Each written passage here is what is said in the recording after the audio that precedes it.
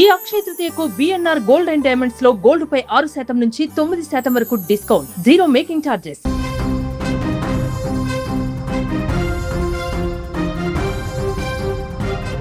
ప్రపంచ వాణిజ్యానికి వెన్నుముక లాంటి సముద్ర మార్గాలపైన ఇప్పుడు యుద్ధ మేఘాలు కమ్ముకున్నాయి. ఇప్పటికే ఇరాన్ తన ఆధీనంలోని హార్మోజ్ జలసంధిని మూసివేయడంతో ప్రపంచవ్యాప్తంగా చమురు, గ్యాస్ సరఫరా నిలిచిపోయి అంధకారం అలుముకుంది. గ్యాస్ స్టేషన్ల వద్ద బారులు తీరిన జనం ఆకాశాన్ని తాకుతున్న ధరలతో ప్రపంచం అల్లాడిపోతుండగా ఇప్పుడు యెమెన్లోని హౌతీ తిరుగుబాటుదారులు మరో భయంకరమైనటువంటి హెచ్చరిక చేశారు. ఎర్ర సముద్రానికి ముఖద్వారంగా ఉన్న అత్యంత కీలకమైన బాబ్ అల్ మండేబ్ జలసంధిని కూడా మూసివేస్తామని ప్రకటించి ప్రపంచ దేశాల వెన్నులో వణుకు పుట్టిస్తున్నారు.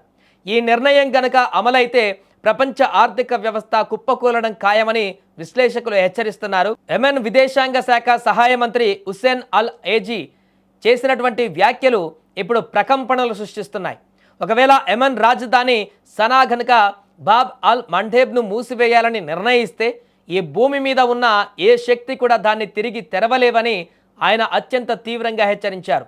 అమెరికా అధ్యక్షుడు ట్రంప్ అనుసరిస్తున్న విధానాలు, ప్రపంచ దేశాల మౌనం శాంతికి ఆటంకం కలిగిస్తున్నాయని, వెంటనే ఈ వైఖరి మార్చుకోకపోతే ఊహించని పరిణామాలు ఎదుర్కోవలసి వస్తుందని హౌతీలు స్పష్టం చేశారు.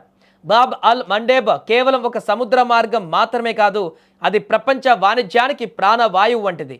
సుయాజ్ కాలువ ద్వారా యూరప్, ఆసియా మధ్య జరిగేటువంటి వ్యాపారంలో 10% వాణిజ్యం ఈ మార్గం ద్వారానే జరుగుతుంది.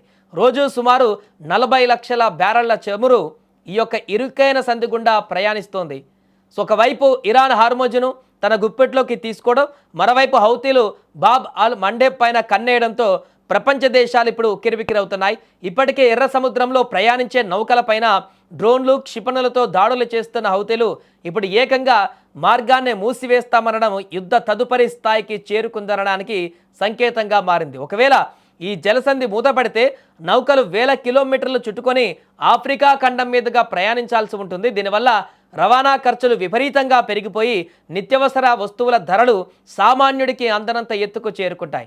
ప్రపంచం మరో మహామాంద్యంలోకి జారిపోయేటువంటి ప్రమాదం పొంచి ఉంది. ట్రంప్ తన వ్యూహాలను మార్చుకోవాలని, లేదంటే ఈ సముద్ర దిగ్బంధనం వల్ల కలిగే విధ్వంసానికి అమెరికా దాని మిత్ర దేశాలే బాధ్యత వహించాల్సి ఉంటుందని హౌతీలు హెచ్చరిస్తున్నారు. నిప్పుతో చెలగాటమాడుతున్న ఈ పరిణామాలు ఎక్కడికి దారి తీస్తాయోనని ప్రపంచం ఊపిరి బిగబట్టి చూస్తోంది.